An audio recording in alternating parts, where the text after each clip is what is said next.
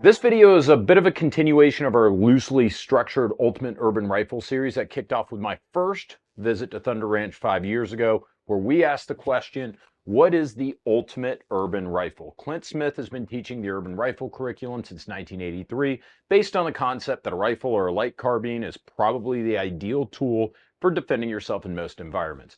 Pistols and shotguns have their places and uses, but Unky Clint says a rifle tends to be the most versatile and effective tool in most cases from the whole way to 100 yards and beyond.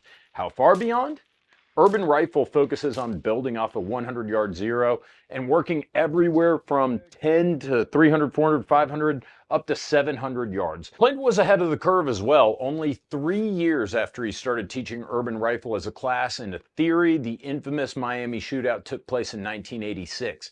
William Maddox and Michael Platt got into a gunfight with 8 FBI agents, killed 2 of them, injured 5 of them using a 12 gauge and a Mini 14 rifle. The FBI agents were armed with 38 special and 9mm handguns. Fast forward to 2024, now everyone has an AR. 5 years ago, I asked Clint, what is the ultimate urban rifle? He said, go away, you're bothering me. Eventually he answered, it depends, but generally we settled on a 16-inch barrel AR-15, although there are good arguments to be made. Everything from 10.5 to 20 inches. Clint favors a 20. 16 is a good Goldilocks number. Still light, still maneuverable, but gives you great performance at range and up close. Longer barrels will give you better velocity. Velocity gives you power, range, and to an extent, accuracy.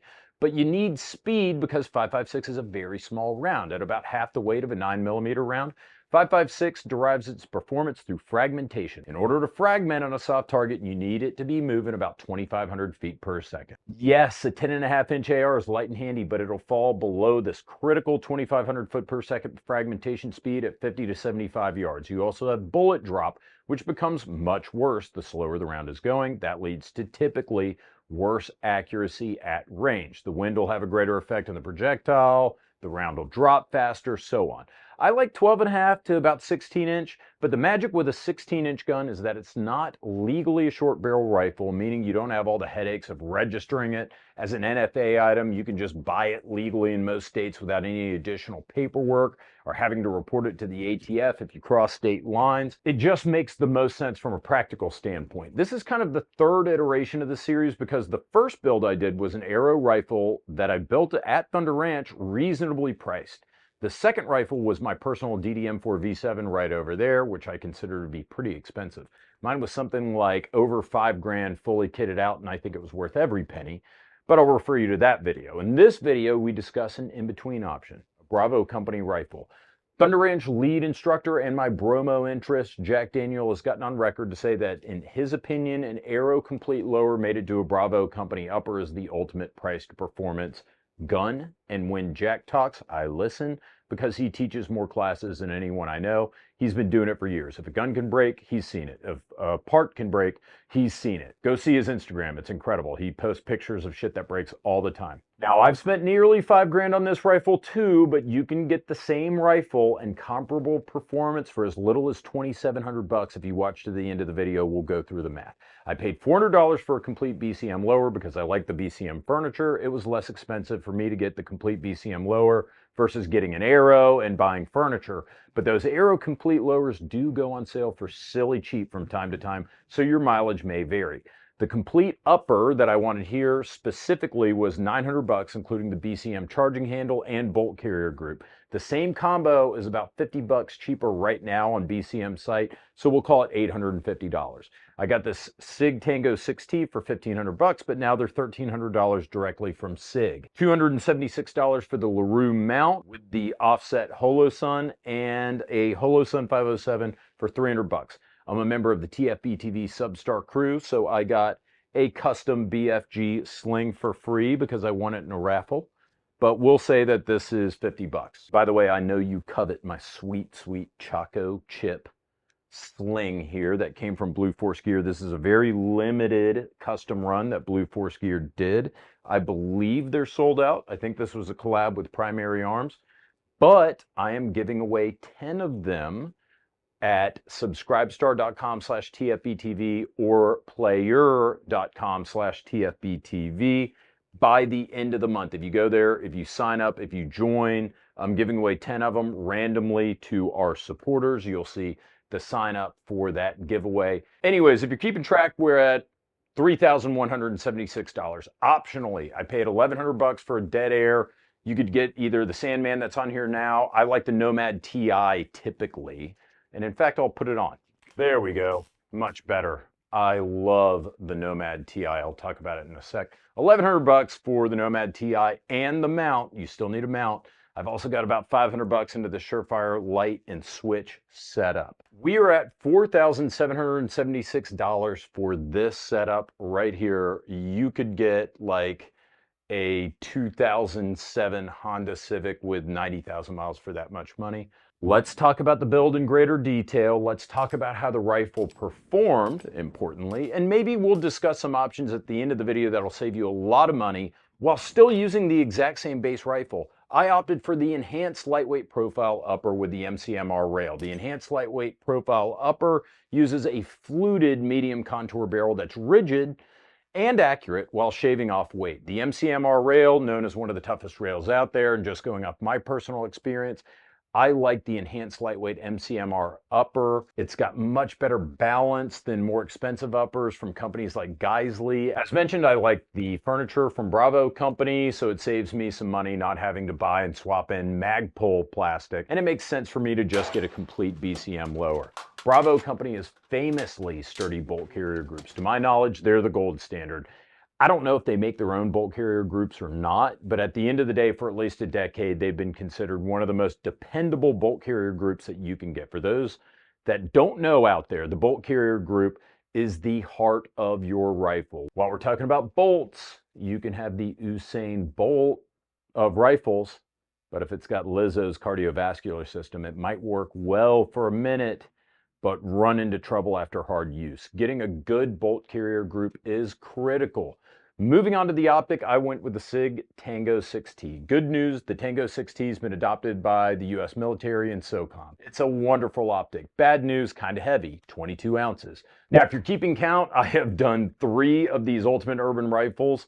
All 3 of them have used 1-6 LPVOs. This one's 22 ounces. The Leupold 6HD 1-6 is 16 ounces on my Daniel Defense. And finally, the Voodoo 1-6 that I used on my first Aero build is 20 ounces. The SIG's gonna be about the same price as the Voodoo, about $1,300 and a couple $100 less than the $1,500 Leupold. These are all great choices, but at $1,300, the 6T is much more competitive than it was at $1,500 when I first bought it right after it came out. I went with a LaRue mount on this gun. Huge LaRue guy here. They're rock solid. They've got the ability to quick disconnect. So if you only have one good optic and you want to swap from rifle to rifle to rifle, that's an option for you.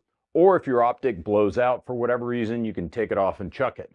The LaRue also gives you the ability to install an integrated micro red dot offset for use as a backup or for close quarters. I added a Holosun 507C as an offset, more on that later. Finally, I went with a dead air chemo muzzle device, mainly because I've got a ton of chemo mounts. I wanted the ability to use my Sandman with this rifle and my Nomad with this rifle. There are a lot of suppressor and mount options out there. In the year of our Lord, Eugene Stoner 2024, do your research, figure out which one works best for you.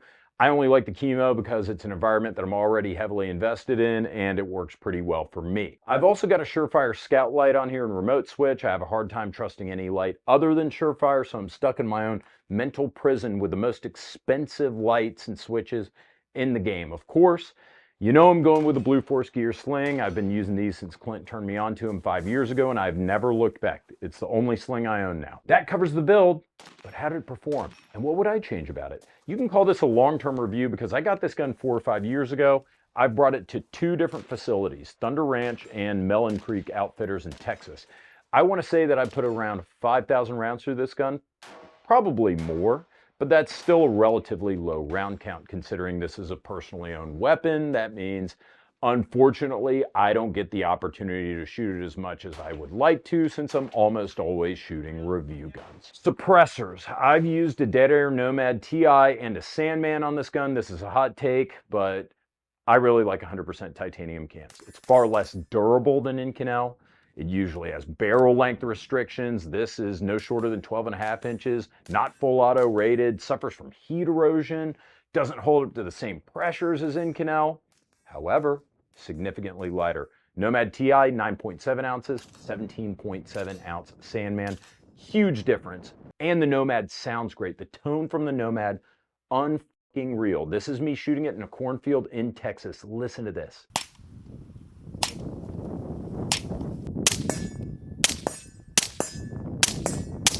Dude, it's amazing. I love this suppressor. The Sandman, excellent as well, much more durable, but much heavier.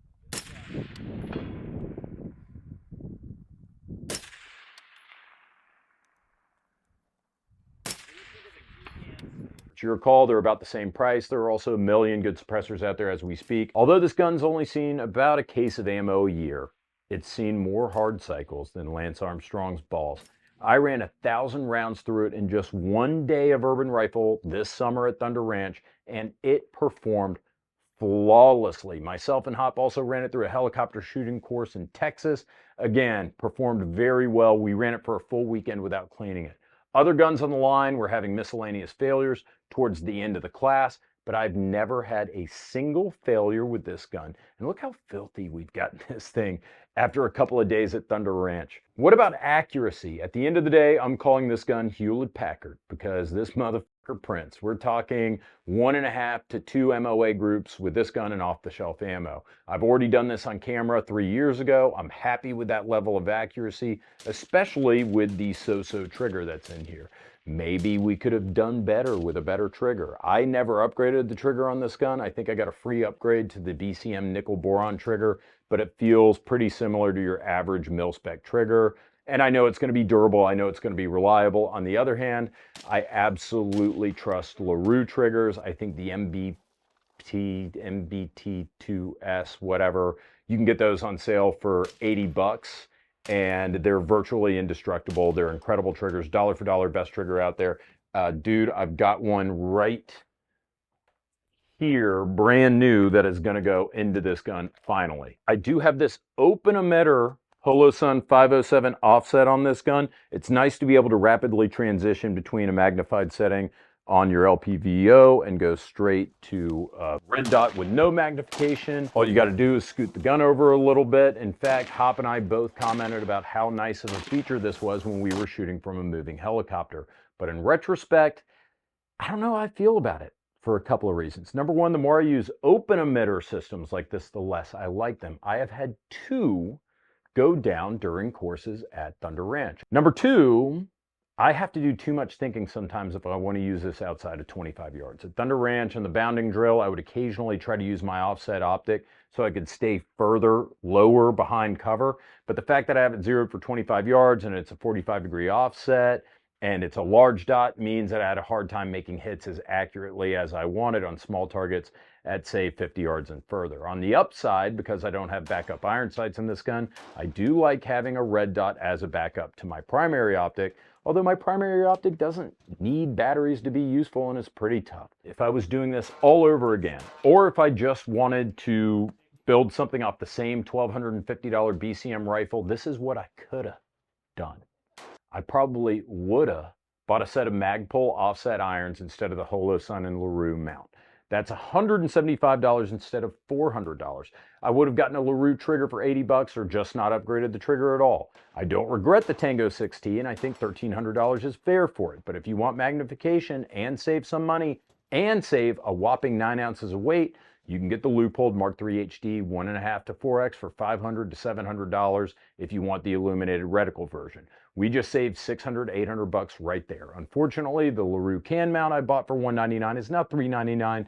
Get one from Midwest Industries. They make a QD 30 millimeter, which is $200 bucks, really solid. Or you can get worn mounts, like 30 millimeter worn mounts for 50 bucks. If you want to use just a red dot, you don't want magnification, an Aimpoint Pro with QRP mount, that'll be less than 500 bucks. I think Hop likes for a light, the Streamlight Protect for $125, including the switch, as a budget alternative to this. Not going to be as good as the Surefire, but I think those are still pretty good, especially for 125 bucks all in instead of 500, 25% of the price. Still spend 50 bucks on the BFG slings. So we're at 2,100 bucks if you went with all the most basic options that I just went over there, all the cheapest options, or 2,600 bucks if you went with a QD suppressor mount, a LaRue trigger, and the illuminated Mark III HD. If you want a good suppressor, I'd spend 625 bucks on the B&T Rotex X Compact from Silencer Shop, and you don't even have to buy a mount because the Rotex will work with a regular A2 flash hider.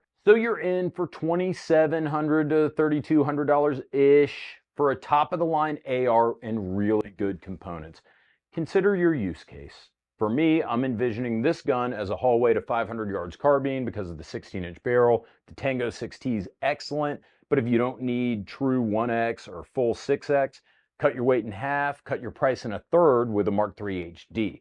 On the other hand, if you're going with a shorter barrel gun, you can spend less money and be just as accurate inside of your 100 to 200 effective fragmentation yards with a red dot or a red dot magnifier combo. Remember, if you're using something like a 10.5 inch, 11.5 inch gun, something like that, even if you hit somebody at 200 yards, it's not going to fragment.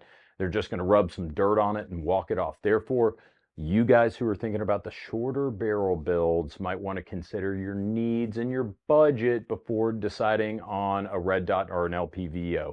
You don't need a magnified optic more likely than not. You can save the money, save the weight, save the eye relief, get a red dot. 16-inch gun, guys, good red dot, good LPVO. Either of them will serve you well. Don't think too hard about it. If you want to be more accurate at longer range, get an LPVO. If you want to be faster at shorter range, use a shorter barrel rifle, save some money, just get name point. Other than those minor complaints that are me just trying to find things to bitch about because this gun is virtually perfect, it performs splendidly. 1,000 rounds suppressed shooting at Thunder Ranch meant that this gun got filthy black cake icing all over the inside of it like licorice toothpaste. Not one failure, excellent accuracy. For me, I live in the city. A 12.5 inch gun and an aim point, probably all I need. Maybe that'll be my next video. Let me know what you'd like to see for the next AR build in the comments. Do you want a cheaper 16-inch build, or would you rather see maybe a pricey short barrel build? You tell me what you want to see. Thank you so much for watching. Don't forget to support us and subscribe to our player. We rely on you to stay independent. Thank you so much. Take care.